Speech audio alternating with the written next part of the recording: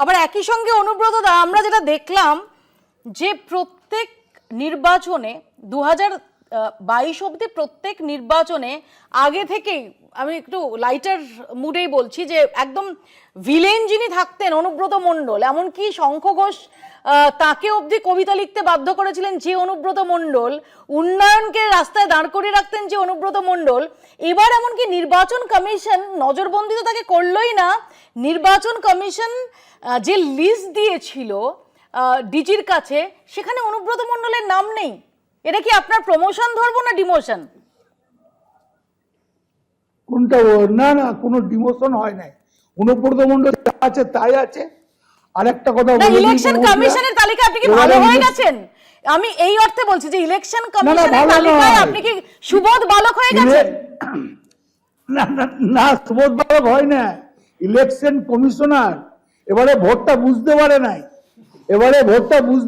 বলে এসআরটা করেছিল। এসআর যে পরিমাণে জামালি করেছে মানুষ তার জবাব দিয়ে দিয়েছে। কিন্তু অনুব্রতদা গুড় বাতাসা নেই, চরম নেই, বীরভূমের ভোটকে কি কমপ্লিট বলা যায়? আরে তুমি জানবে এটা ওয়েস্ট বেঙ্গল টাইগারের জায়গা, রয়্যাল বেঙ্গল টাইগারের জায়গা।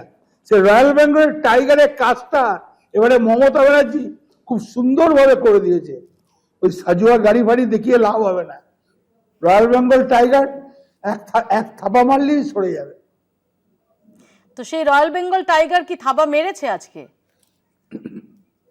নিশ্চয়ই মমতা ব্যানার্জি আজ মেরেছে। অনুব্রত আপনি তো এত ডিপ্লোম্যাটিক্যালি উত্তর দিতেন না, আজকে একটু বেশি।